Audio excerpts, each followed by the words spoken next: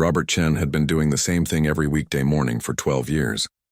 Wake up at 5:30, shower, grab coffee, and drive 20 minutes to Riverside Construction. He'd pull into the dirt lot at 6:45, always the first one there, and unlock the big chain-link gates that kept the equipment yard secure overnight. This Tuesday morning in March felt like any other. The air was cool and damp, typical for early spring. Robert's breath made little clouds as he stepped out of his truck.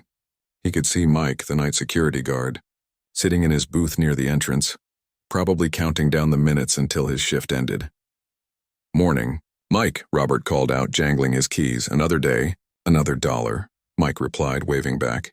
He looked tired, like he always did at the end of his overnight shift. Robert walked the perimeter first, something he'd done so many times he could probably do it with his eyes closed. Check the fence line, make sure nobody had tried to break in overnight, verify that all the heavy equipment was where it should be. The yard was massive, about 15 acres of dirt, gravel, and machinery. Excavators, bulldozers, cranes, forklifts, generators, millions of dollars worth of equipment sitting there waiting for the day crews to arrive. The morning sun was just starting to peek over the horizon, painting the sky in shades of orange and pink. Robert always liked this time of day. It was quiet, peaceful, before all the noise and chaos of the workday began. He could hear birds chirping in the trees beyond the fence, and somewhere in the distance traffic on the highway was picking up. By 7 o'clock, the first crew trucks started rolling in. Robert stood by his usual spot near the main gate with his clipboard, checking off equipment as different teams loaded up for their job sites around the city.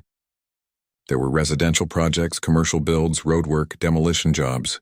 Riverside Construction handled it all, and Robert was the guy who made sure everyone got what they needed to get the job done. "Hey, Robert, I need the number 4 excavator today," called out Tom Reeves, one of the veteran foremen. Tom had been with the company almost as long as Robert had. His face was weathered from years of outdoor work, and he had this way of squinting that made him look like he was always sizing something up. "Got it right here," Robert said, making a note on his clipboard. "You heading out to the Maple Street site?" "Yeah, we're finally breaking ground on that shopping center. Should keep us busy for the next 6 months at least." More trucks pulled in. The yard came alive with sound. Engines rumbling, metal clanging, men shouting to each other over the noise. Someone had a radio playing classic rock near the equipment shed.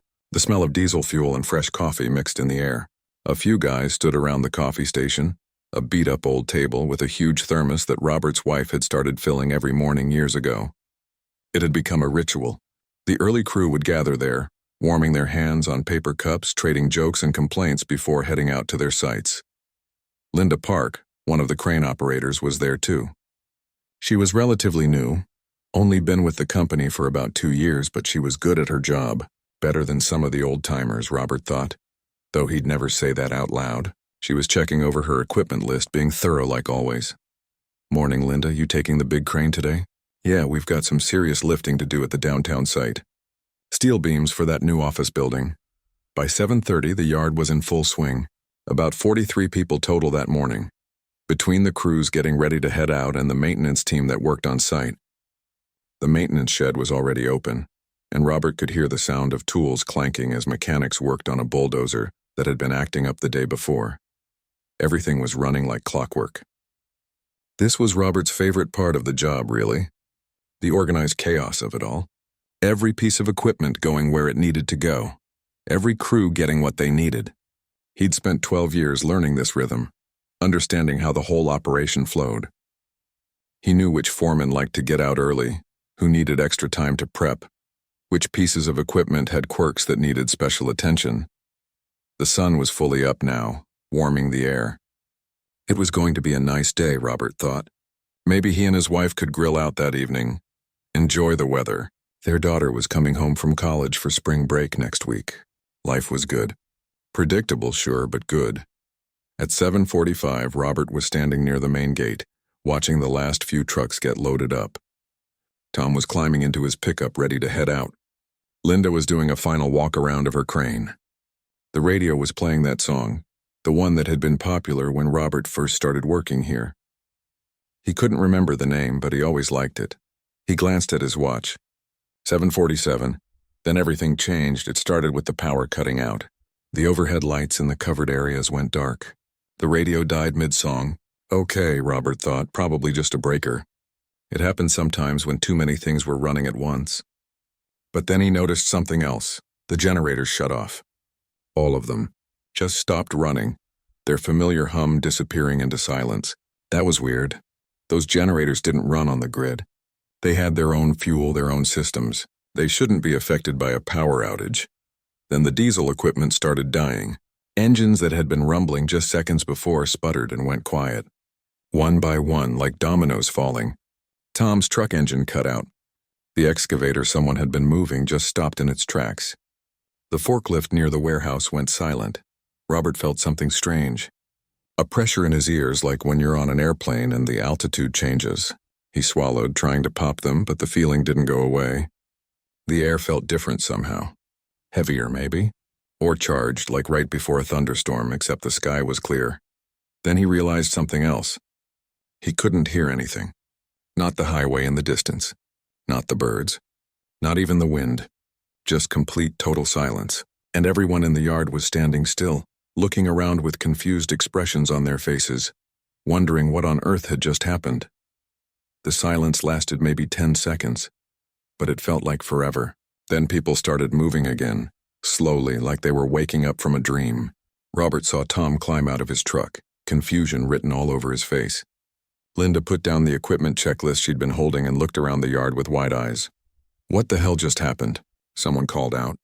Robert wasn't sure who said it, but the question was on everyone's mind. People started emerging from different parts of the yard. The maintenance guys came out of their shed.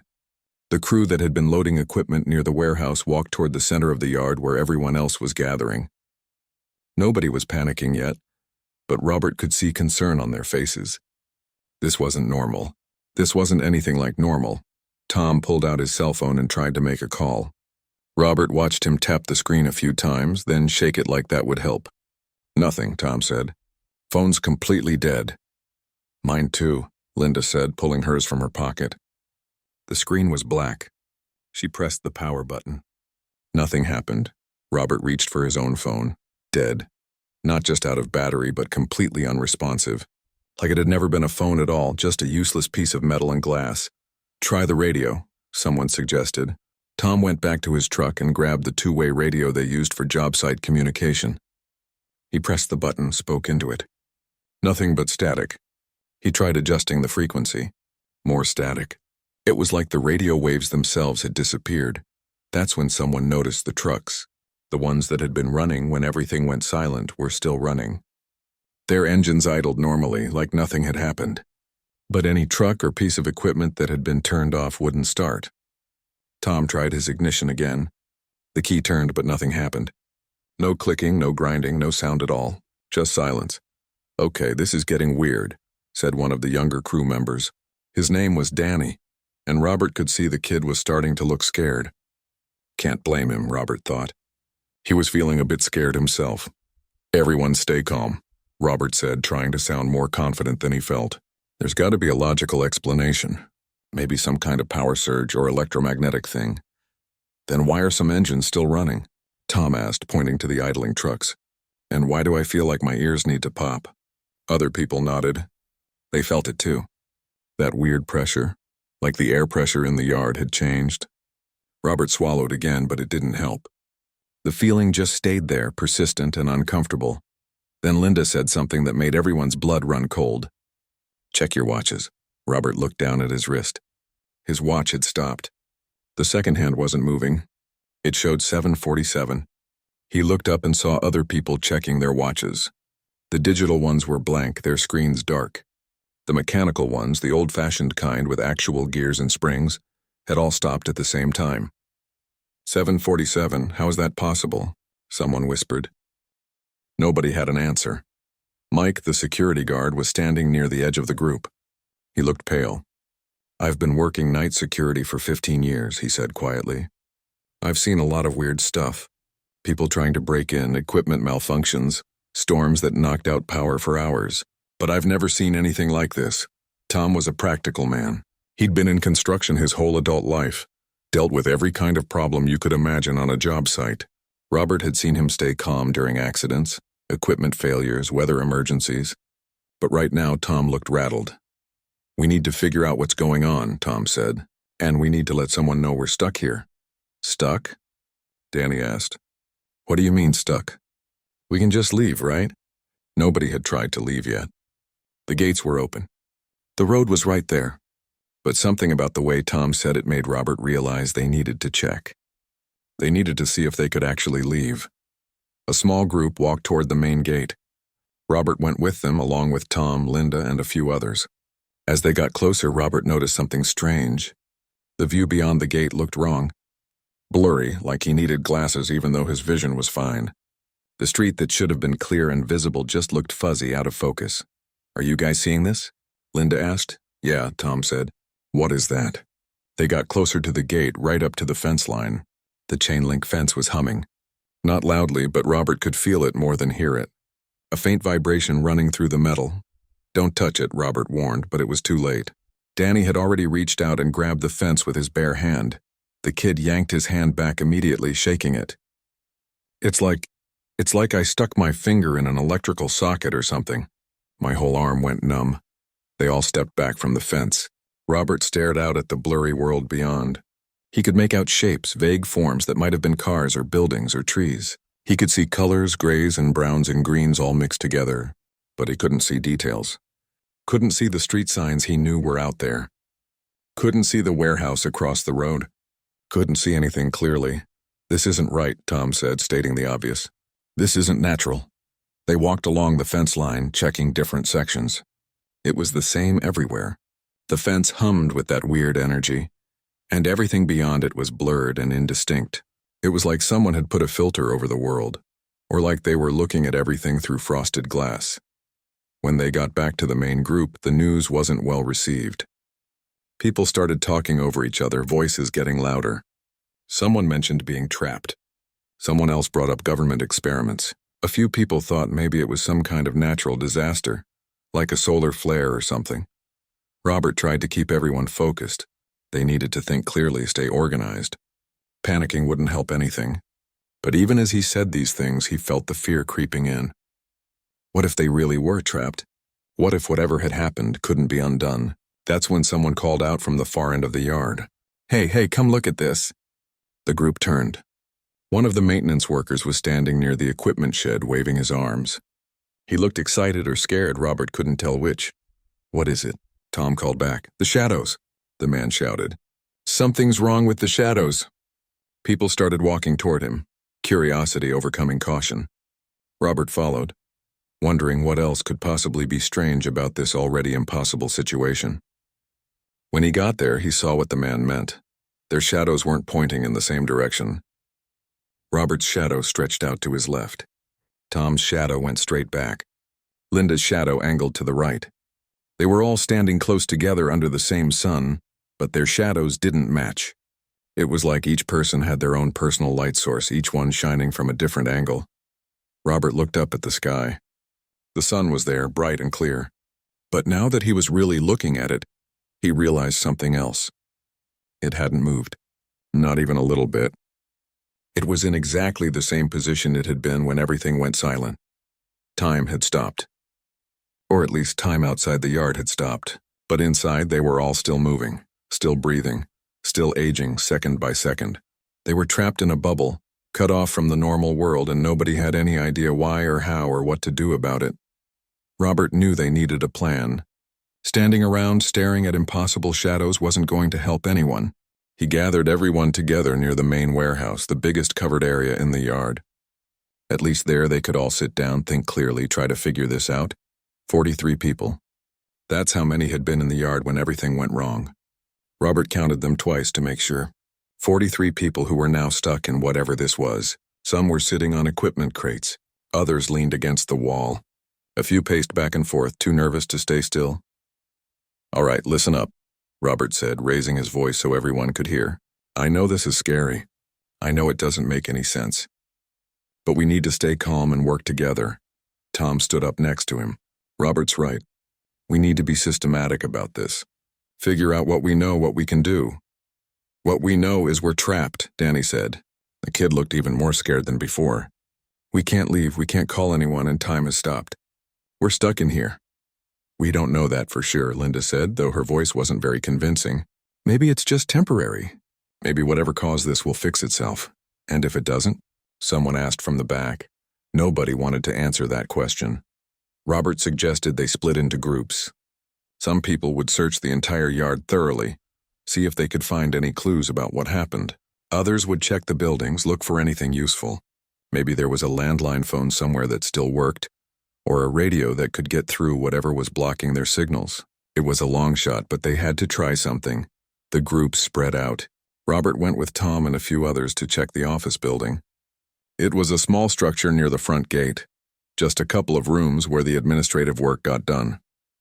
The door was unlocked, which was normal for this time of day.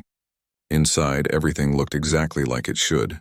Desks, computers, filing cabinets, coffee mugs sitting half full like someone had just stepped away. Tom tried the office phone. He picked up the receiver, pressed it to his ear.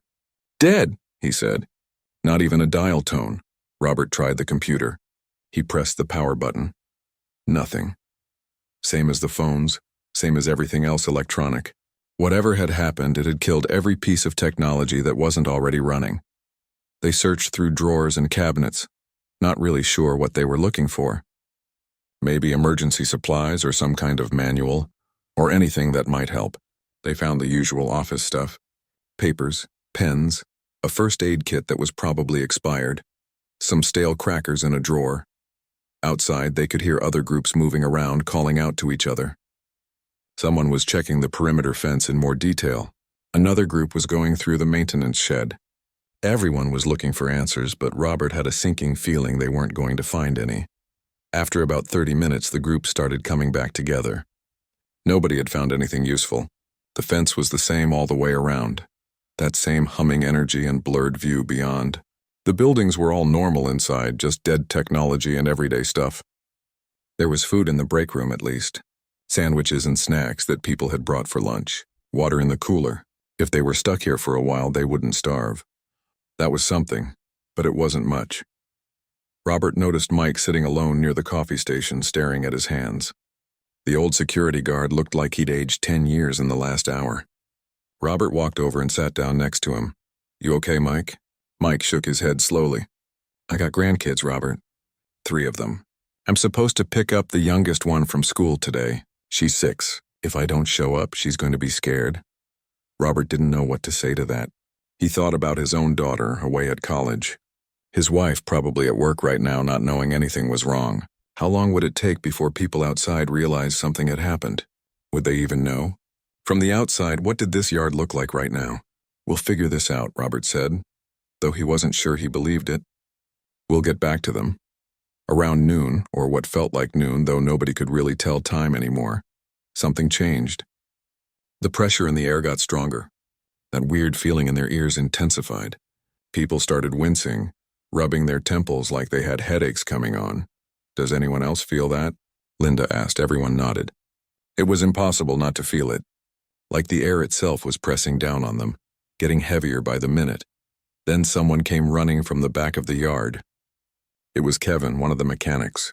He was out of breath, his eyes wide with excitement or fear or both. "You need to see this," Kevin said, gasping. "Right now." Back by the old maintenance shed. The group followed him, walking quickly through the yard. Robert felt his heart pounding. Whatever Kevin had found, it was big. He could tell by the way the man was moving, the urgency in his voice. They got to the back lot, an area they didn't use much anymore. There was an old maintenance shed back there, one they'd mostly abandoned when they built the newer, bigger one. Weeds grew up around it. Old equipment sat rusting in the corner. But now there was something else. A perfect circle of dark earth about 20 feet across. The grass that had been there was just gone. Not burned, not torn up, just gone. Replaced by smooth, dark soil that looked almost black. The circle was so perfect it could have been drawn with a compass. "I was walking back here just checking around," Kevin explained, "and I found this. It wasn't here this morning. I'm sure of it." Tom knelt down at the edge of the circle, careful not to touch the dark soil. "What could make something like this?" "That's not even the weird part," Kevin said. He pointed to the center of the circle. Robert looked. There was something there, sitting right in the middle of the dark earth. An object maybe the size of a basketball, though the shape wasn't quite round. It was metallic, but the surface looked strange. Like it couldn't decide if it wanted to be solid or liquid. It seemed to shift and ripple even though it wasn't moving. Nobody wanted to get close to it. "What is that thing?" Danny whispered. Robert felt that pressure in his ears getting worse. Everyone was feeling it now. And as they stood there staring at the object, he realized something else. The pressure wasn't just random. It was coming from the object, radiating out from it in waves. Linda took a step back. Maybe we shouldn't be near this. She was probably right. But Robert couldn't look away from it. None of them could. Because whatever that thing was, it had something to do with what happened to them. It had to. It was too strange, too impossible, too perfectly timed to be a coincidence. The object started making a sound. Or maybe it wasn't a sound exactly. It was more like a feeling. A vibration so low that they felt it in their bones rather than heard it with their ears. It made Robert's teeth ache, made his stomach feel queasy. "We need to back away," Tom said firmly. "Right now." But before anyone could move, the object pulsed. Just once. A ripple of energy that they could actually see, spreading out from it like a wave across water. The air shimmered. The ground trembled slightly, and then everything got worse. The pulse from the object hit them like a wave of dizziness. Robert stumbled backward, grabbing onto Tom's shoulder to keep from falling. Around him, other people were doing the same, reaching for each other, trying to stay on their feet. The world seemed to tilt sideways for a moment, then snap back into place. "Everyone okay?" Robert called out once the feeling passed. People nodded, but nobody looked okay. They looked shaken, scared.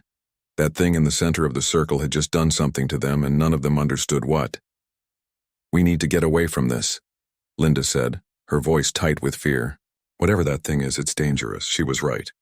Robert knew she was right. But something kept him from leaving. A feeling he couldn't quite explain. Like the object was important. Like they needed to understand it if they wanted to get out of here. Tom was thinking the same thing. What if this is what's causing everything? What if this object is the reason we're stuck? Then what do we do about it? Kevin asked. "We can't exactly call the bomb squad." "Is it a bomb?" Danny's voice cracked. "Are we going to die?" "It's not a bomb," Tom said. Though Robert wondered how he could be so sure. Bombs don't do this. They don't stop time or make fences hum or mess with shadows. They stood there in a loose circle around the dark earth, none of them wanting to get closer, but none of them willing to leave either. The object continued its subtle shifting, that liquid-solid surface rippling in ways that hurt to look at. The low vibration it was producing made Robert's chest feel tight. "We should at least move everyone back to the warehouse," Robert said finally. "Keep some distance from this thing while we figure out what to do." The group agreed and started walking back toward the main yard. But Robert noticed that people kept looking over their shoulders, checking to see if the object was still there, still doing whatever mysterious thing it was doing. The fear was starting to settle in deep now. This wasn't just confusion anymore. This was real terror. Back at the warehouse, they gathered everyone together and explained what they'd found. The reaction was about what Robert expected. Some people wanted to run, even though there was nowhere to run to. Others wanted to try to destroy the object, throw something at it, or hit it with machinery. A few just sat down and put their heads in their hands, overwhelmed by the impossibility of it all. "We can't just smash it," Tom argued. "What if that makes things worse? What if breaking it means we're stuck here forever? What if leaving it alone means we're stuck here forever?" Someone shot back. They went in circles like this for a while. Every suggestion had a counter-argument. Every plan had risks they couldn't calculate. Robert felt exhausted, and he realized it wasn't just from stress. He was actually tired, like real physical tired. Time might have stopped outside the yard, but inside their bodies were still working normally. Still burning energy, still needing rest. How long had it been? Without working watches or moving sun, it was impossible to know. It felt like hours, maybe 3 or 4 hours since everything went silent. But it could have been longer, or shorter. There was no way to tell. Mike stood up slowly from where he'd been sitting. The old security guard walked to the center of the group. When he spoke, his voice was quiet but steady. "I've been thinking," Mike said, "about my granddaughter, about all the people outside who we care about. My wife's probably worried sick by now, wondering why I didn't come home from my shift." People nodded. They were all thinking the same things, but here's what I realized, Mike continued. Time stopped at 7:47. For us, hours have passed. But out there, Maybe no time has passed at all. Maybe when this is over, when we get out of here, it'll still be 7:47. Maybe nobody out there even knows anything's wrong yet. Robert hadn't thought about it like that. It was a strange kind of comfort. If Mike was right, then their families weren't worried. Weren't scared. Weren't missing them. At least not yet. So what are you saying? Tom asked. I'm saying we need to understand that thing, Mike said, gesturing toward the back lot. Because I don't think it's going to go away on its own. And I don't think ignoring it is going to help us. Linda stood up too. He's right. Whatever that object is, it showed up right when everything went wrong. That can't be a coincidence. But what do we do? Kevin asked. None of us are scientists. We're construction workers, mechanics, office staff. We're not equipped for this. Maybe we don't need to be equipped, Robert said, an idea forming. Maybe we just need to observe it. Watch it. See if it does anything else. See if we can figure out any kind of pattern. It wasn't much of a plan, but it was something. They decided to set up a rotation. Small groups would go back to the dark circle and watch the object from a safe distance. They'd note any changes, any sounds, any pulses or vibrations. Meanwhile, others would search the yard more thoroughly, looking for anything they might have missed. Tools, supplies, anything that might be useful. Robert volunteered for the first watch. He went back to the site with Tom, Linda, and 3 others. They kept about 30 feet back from the edge of the circle. Far enough that they felt relatively safe, but close enough to see the object clearly. It was still doing that rippling thing. The surface moving in ways that seemed to defy physics. Robert tried to describe it to himself. It was like watching oil on water, except the oil was metal, and it was moving on its own with no water underneath. Sometimes the surface would bulge slightly, like something was trying to push out from inside. Then it would smooth back out. It's beautiful in a way, Linda said quietly. Terrifying, but beautiful. Tom pulled out a small notebook from his pocket and started sketching it. Might as well document this. If we ever get out of here, people are going to want to know what we saw. If we ever get out. Not when, if. Robert noticed the change in Tom's language, and it worried him. Tom was the practical one, the steady one. If he was starting to doubt they'd escape, what did that mean for the rest of them? They watched for what felt like an hour. The object didn't do much. Just that constant rippling, that low vibration they felt in their bones. But Robert started noticing something else. The dark soil around the object looked warm. Not hot exactly, but warm. He could see heat shimmer rising from it slightly, like pavement on a summer day. Is it getting warmer? He asked the others. Linda knelt down carefully, holding her hand a few feet above the dark earth at the edge of the circle. Yeah, definitely warmer than it was before. That couldn't be good. They reported back to the main group with their observations. The next watch group went out. Then another. Each group came back with similar reports. The object was unchanged, but the ground around it was getting warmer. Slowly but steadily. Night should have fallen by now. At least it felt like enough time had passed for night to come. But the sun hadn't moved at all. It stayed in that same position, providing the same unchanging light. Robert realized they might not see darkness at all while they were trapped here. The thought was oddly disturbing. People were getting hungry. They broke into the lunches that had been packed for the day, sharing food as evenly as they could. Water wasn't a problem yet. The cooler in the break room was still cold somehow, even though the electricity was out. Another impossible thing to add to the list. Robert was eating a sandwich, not really tasting it, when someone from the current watch group came running back to the warehouse. It's changing, the man gasped. The object. It's doing something different. Everyone dropped what they were doing and headed back to the site. When they got there, Robert saw immediately what the man meant. The object wasn't just rippling anymore. It was glowing. A soft, pale light was emanating from inside it, growing brighter with each passing moment. And the vibration was getting stronger. Robert could feel it in his teeth now, in his bones, in his chest. It was building toward something. He could sense it, even if he couldn't explain how he knew. Should we run? Danny asked, his voice barely a whisper. Robert didn't know. He honestly didn't know. Run where? They were trapped in the yard anyway. If this thing was about to do something catastrophic, distance might not matter. The glow got brighter. Brighter. So bright that Robert had to squint, had to shield his eyes. The vibration became almost unbearable, making his whole body shake. Around him, people were backing away, some covering their ears even though the sound wasn't coming from their ears. And then, just when Robert thought he couldn't take it anymore, the object released another pulse. But this one was different. This one was powerful. This one was blinding. Everything went white. Robert couldn't see anything. Just white. Pure blinding white that filled his vision completely. He felt like he was floating, disconnected from his body. Was this death? Had the object killed them all? He tried to call out, but he couldn't hear his own voice. Couldn't feel his mouth moving. Couldn't feel anything at all. Then, as suddenly as it had come, the white light faded. Robert blinked hard, trying to clear his vision. Spots danced in front of his eyes. He could hear people groaning around him, the sounds of people recovering from something intense. His knees felt weak. He realized he was on the ground, kneeling in the dirt. When had he fallen? Everyone okay? Tom's voice came from somewhere nearby. Sound off if you can hear me. People started responding one by one. Shaky voices, but voices. Everyone was alive. That was something. Robert pushed himself to his feet, his legs unsteady beneath him. He looked toward where the circle had been. It was gone. The dark earth, the perfect circle, the mysterious object. All of it gone. In its place was normal grass. Green grass that looked like it had been there for years, undisturbed and peaceful. Like nothing had ever happened. What the... Linda was staring at the spot, her mouth open. Where did it go? Nobody had an answer. They all just stood there, looking at the grass, trying to process what they were seeing, or rather, what they weren't seeing anymore. Then Robert heard something that made his heart jump. A sound he'd almost forgotten. The familiar hum of generators.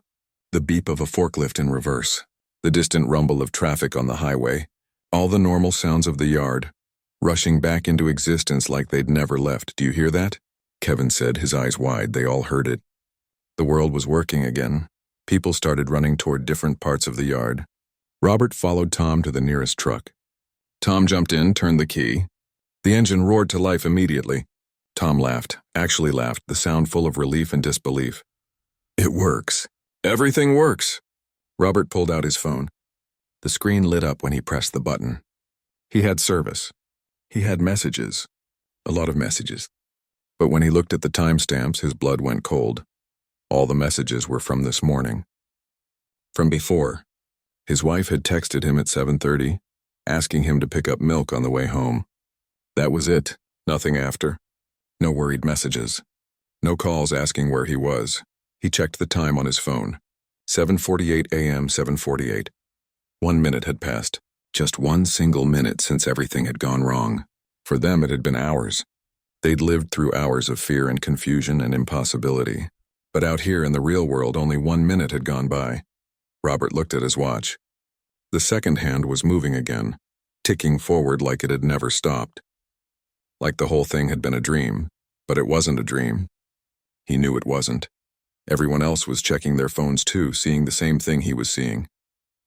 The confusion on their faces as they realized what had happened, or what hadn't happened from the outside world's perspective. 1 minute, Mike said softly. He was standing near Robert, staring at his own phone. We were gone for 1 minute. Linda walked over to them, her face pale. But we were there for hours. It was hours. I know it was. Time moved differently inside whatever that was, Tom said. He'd gotten out of the truck and was standing with the group. For us, it was hours. For everyone else, we never left. The implications of that were staggering. Their families didn't know anything had happened. The world didn't know. As far as reality was concerned, nothing strange had occurred at Riverside Construction at 7:47 on a Tuesday morning in March. Just another normal day. But for the 43 people in that yard, everything had changed. Over the next few hours, as the workday continued, people tried to act normal. Crews loaded up their equipment and headed out to job sites. Robert stood at his usual spot with his clipboard, checking things off. But his hands were shaking slightly, and he noticed others were having trouble too. Danny kept stopping mid-task, staring at nothing. Kevin dropped a wrench 3 times. Linda climbed into her crane but sat there for 5 minutes before actually starting it. They all kept glancing at each other, making eye contact across the yard, sharing looks that said that really happened, right? Because it had felt so real, so impossible. That part of Robert wondered if maybe they'd all hallucinated it somehow, some kind of mass delusion. But they couldn't have all had the same hallucination, couldn't have all seen the same things, felt the same things, experienced the same impossible hours. It was real. It had to be real.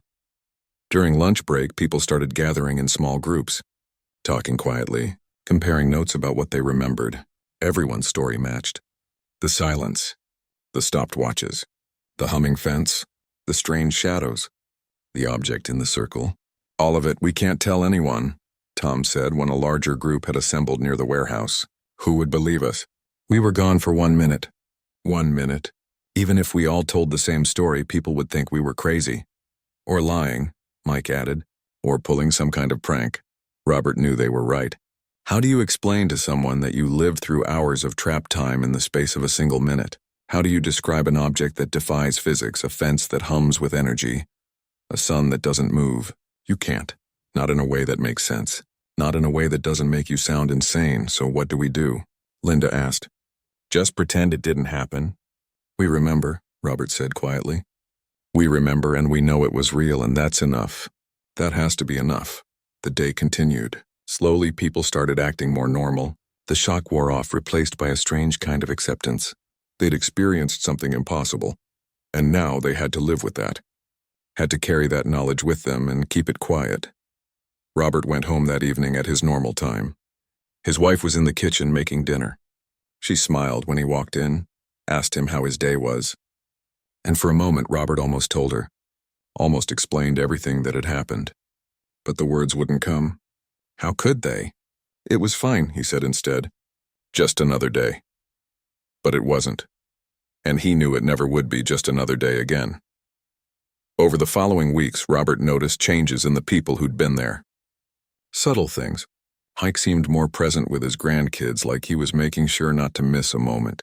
Linda took up painting, said she wanted to capture things while she could. Danny went back to school, decided he wanted to study physics. Tom started keeping a journal, writing down everything about that day, preserving it. They didn't talk about it openly, but sometimes when they saw each other in the yard, there would be a nod, a small acknowledgement, a shared understanding that they'd been through something together that nobody else would ever understand. Robert never walked past the back lot without glancing at the spot where the circle had been. The grass grew there normally. Birds landed on it. Rain fell on it. It looked completely ordinary, but he remembered. They all remembered. The day the yard went silent. The day they lived hours in a minute. The day they saw something impossible and came back to tell no tale. Because who would believe them? Sometimes Robert wondered if it would happen again, if whatever had caused it was still out there waiting. But months passed, then a year, and nothing strange occurred. Life went on. The yard operated normally. Time moved forward the way it was supposed to, but 43 people carried a secret with them. A memory of the impossible. A bond forged in fear and wonder and the bizarre experience of being outside time itself. And whenever they caught each other's eyes across the yard, they remembered. They remembered the silence. The pressure. The object that shimmered between solid and liquid. The grass where it had been, green and undisturbed as if nothing had ever happened there at all. And Robert thought sometimes that maybe that was the point. Maybe some things weren't meant to be understood. Maybe some mysteries didn't have answers. Maybe experiencing the impossible was enough, even if you could never prove it. Even if you had to carry it alone with only 42 other people who truly knew. The yard continued its rhythm. Equipment moved in and out. Projects got completed. New workers joined, unaware of what had happened in that spot where they walked every day. And life, strange and normal and impossible and ordinary all at once, kept moving forward. But the 43 never forgot. And they never would.